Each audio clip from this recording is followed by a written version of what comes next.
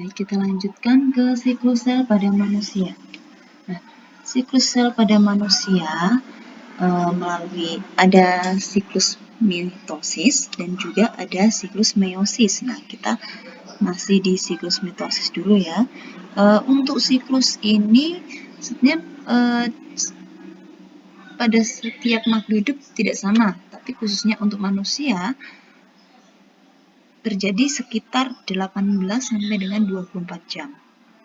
Nah, pada stadium interfase akan digambarkan di sini. Ini interfase yang terdiri dari fase pertumbuhan, yaitu ada G1, ada sintesis, dan ada gap 2.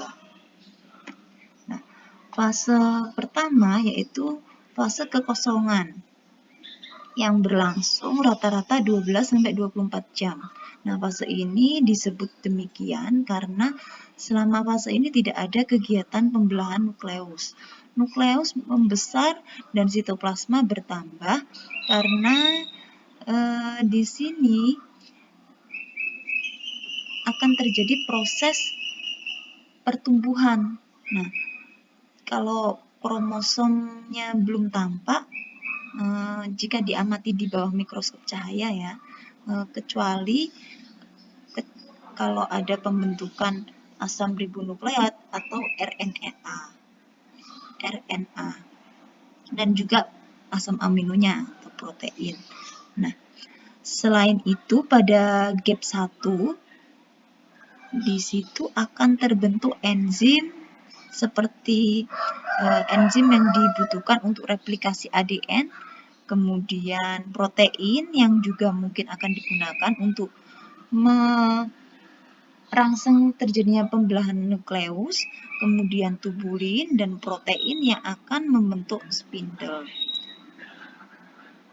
Kemudian untuk G1 ini juga akan mengambil waktu sebanyak 30-50% dari keseluruhan proses terjadinya interfase. Nah, untuk itu maka di fase ini akan lebih difokuskan pada pertumbuhan selnya, ya. Nah, kemudian ke fase sintesis. Nah, terjadinya replikasi DNA. Nah, jadi di sini akan terjadi sebanyak 2 kali lipat akan terjadi pembentukan histon.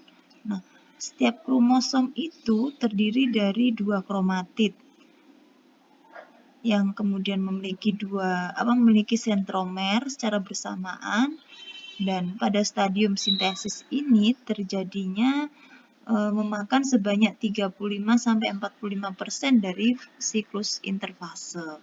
Nah, untuk fase gap 2 yaitu fase pertumbuhan kedua, di sini akan mengalami pertumbuhan yang cepat sekali bertambahnya dan kompleks dengan protein kromosom dan pembentukan ARN serta juga protein, sehingga untuk waktu gap 2 ini memakan waktu sebanyak 10 sampai dengan 20% dari siklus interfase. Selanjutnya untuk fase mitosis. Nah, fase mitosis ini terdiri dari beberapa tahapan, yaitu ada profase, ada metafase, ada anafase, kemudian ada telofase. Nah, yang nantinya hasilnya adalah 2 sel anakan atau berjumlah sama dengan sel induknya. Setiap proses pada mitosis, kita lanjut aja ya. Nah, untuk setiap proses pada mitosis seperti profase, setelah fase gap 2 itu berakhir, maka masuklah ke tahapan profase, di mana kromosom akan dengan cepat memendek kemudian menjadi lebih tebal, bentuknya juga memanjang, kemudian mempunyai struktur double untuk memanjang dan letaknya akan secara acak di dalam nukleus. Dua kromatid yang dianggap sister, nah ini setiap kromosomnya akan terletak saling berdekatan dan dihubungkan oleh sebuah sentromer. Nah, ini seperti ini. Kemudian yang tampak di dalam mikroskop sebagai bagian yang terang, kemudian membentuk bulatan kecil. Ya. Di sini. Kemudian bila dilihat di dalam mikroskop akan terbentuk dua buah kinektokor. Nah, masing-masing ini akan terisi kromatid dan menjadi tempat melekatnya benang-benang spindle. Nah, ini akan menjadi satu warna hijau dan membentuk benang-benang spindle. Nah, dan di situ maka berakhirlah profase. Kromosom yang double memanjang akan menempatkan diri di bidang ekuator, akan di setiap kutubnya. Nah, ini sudah terbentuk benang-benang spindle yang sudah menyatu.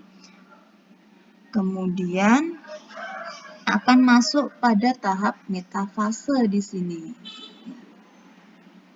Ini benang-benang spindlenya terlihat. Kemudian di sini ada sentromer di bagian tengah, itu ciri khas dari tahap metafase. Sentromer berada di bagian tengah sel. Dan kromosom-kromosomnya double juga terletak secara longitudinal di bidang ekuator dari sel. Nah, di sini kromosom akan paling pendek dan paling tebal. Kemudian kedua kromatid masih dihubungkan oleh satu sentromer. Pada fase inilah paling mudah untuk menghitung banyaknya kromosom atau mempelajari morfologinya. Karena kromosom-kromosom itu tersebar di bagian tengah dari sel. Nah, ini yang warna coklat atau merah hati itu ya, yang kromosomnya. Kemudian akan memasuki fase anafase.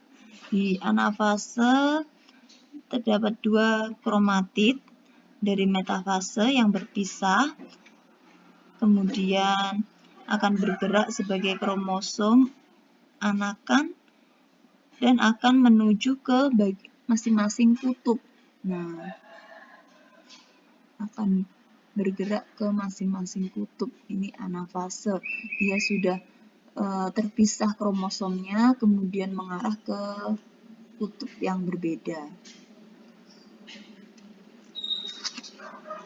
Kemudian di sini pembagian jumlah kromosom secara kuantitatif sama ke dalam sel.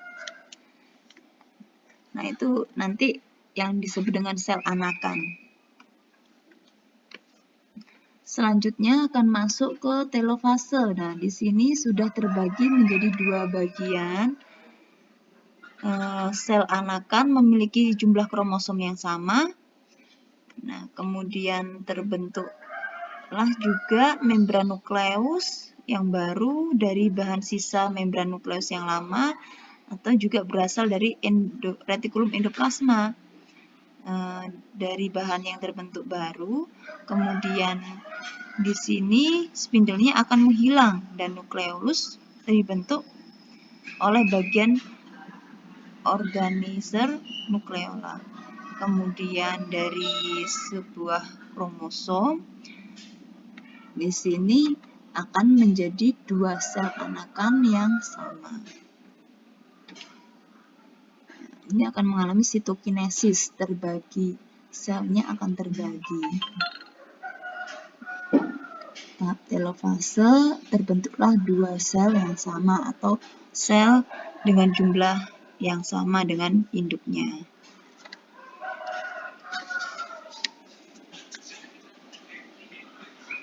Selanjutnya, di sini penggambaran dari morfologi kromosom. Kromosom yang terdiri dari sentromer, kemudian terdapat kromatid, ya. Kemudian di sini terbentuk dari DNA atau asam nukleat. Kemudian kita kalau diuraikan di dalam sel yang mengalami pembelahan tadi, terdapat 2 kromatid. Ya, ini yang bagian kecil yang tadi membentuk benang-benang spindle, ya. Kemudian kromatid ini replikasi dari kromosom. Ya. Kemudian memiliki warna yang berbeda. Ini yang mengartikan dia milik dari induknya atau dari hasil pembelahan. Nah, ini yang milik paren.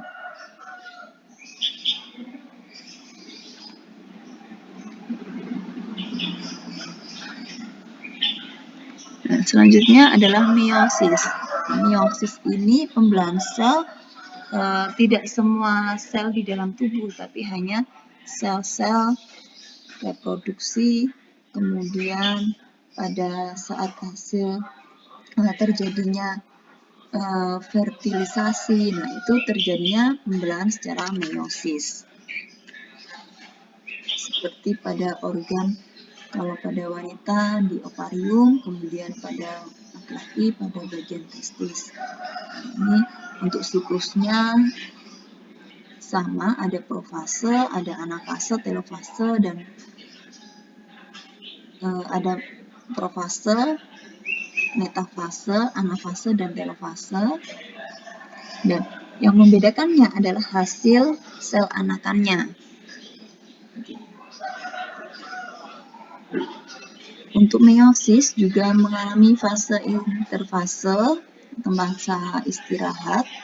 Nah, di dalam kondisi interfase, sel akan mempersiapkan kromosomnya dengan cara mengalami replikasi. Ini awalnya terdapat 2 sayap atau bersifat homolog, sel yang diploid, kemudian akan membentuk sisternya kromatid saudara atau kromatid yang bersifat sama. Nah, ini masih bersifat diploid ya selnya. Jadi setelah terjadinya fertilisasi dan kromosom itu menggabung antara kromosom dari induk laki-laki maupun dari perempuan. Nah, kemudian akan mengalami replikasi dan terbentuklah kromatid yang ganda. Nah, setelah itu kromosom yang homolog tadi mengalami pembelahan,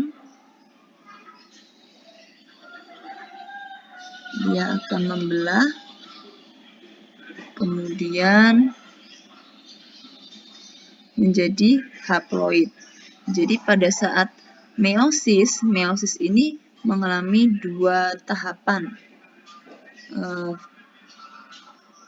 Ada meiosis 1, ada meiosis 2. Di setiap tahapannya terdapat fase-fase yang sama, ada profase, metafase, anafase, dan telofase. Begitu juga dengan meiosis.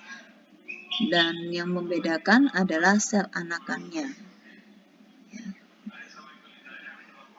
Setelah itu kita ke meiosis 1. Nah, kita lihat untuk proses profase di sini seperti terlihat sama dengan mitosis ya. Kromatid-kromatid itu akan membentuk benang-benang spindle, sentrosomnya membentuk benang-benang spindle, kemudian kromatidnya akan saling berdekatan, membentuk jembatan tuh ya, kemudian menggabung. Setelah itu, setelah sentrosomnya di bagian ujung sel, dia akan kromatidnya berbentuk vertikal atau berada di bagian tengah sel.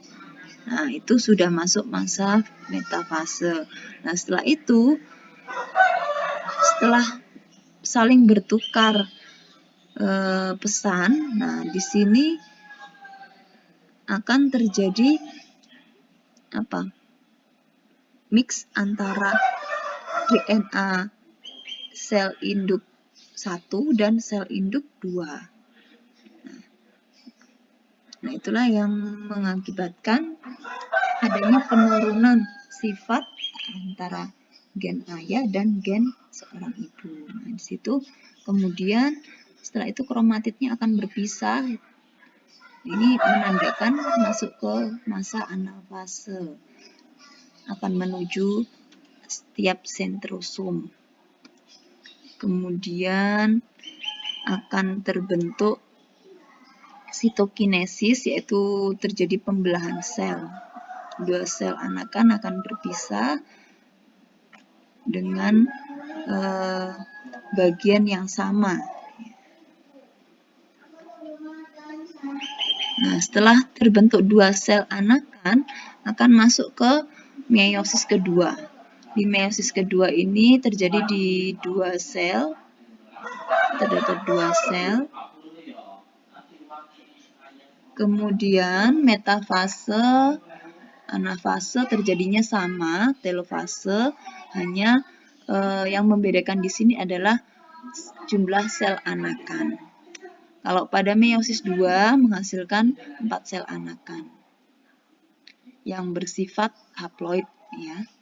Nah, kemudian di sini adalah pembeda antara mitosis dan pembelahan secara meiosis dalam sel yang diploid. Ya. Untuk bagian replikasi DNA-nya, kemudian jumlah tahapannya, kemudian sinapsis kromosom yang homolog, dan juga jumlah sel yang terbentuk sama dan komposisi gennya. Nah, ini pada intinya saja ya. Untuk mitosis terjadi masa interfase sebelum mitosis. Nah, kalau meiosis terjadi interfasenya sebelum meiosis pertama saja. Kemudian jumlah tahapannya ada profase, metafase, anafase, dan telofase. Kalau di sini fasenya terjadi dua kali karena ada meiosis 1 dan meiosis 2. Kemudian untuk mitosis masing-masing kalau awalnya diploid, maka sel indukannya, filialnya akan bersifat diploid. Tapi kalau parentalnya haploid, maka filialnya bersifat haploid.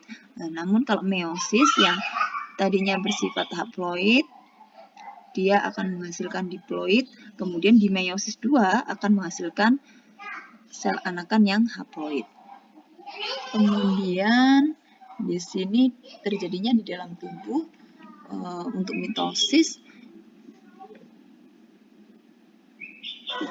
pada masa pertumbuhan. Jadi pertambahan jumlah sel yang ada di dalam tubuh karena masa pertumbuhan, kemudian karena pergantian sel, dan juga terjadi pada reproduksi aseksual kalau pada hewan-hewan yang uniseluler. Kalau meiosis ini terjadinya karena pada sel reproduksi, pada sel gamet, atau karena terjadinya fertilisasi. Sekian untuk materi pada pertumbuhan sel. Nofri akhiri, terima kasih. Assalamualaikum warahmatullahi wabarakatuh.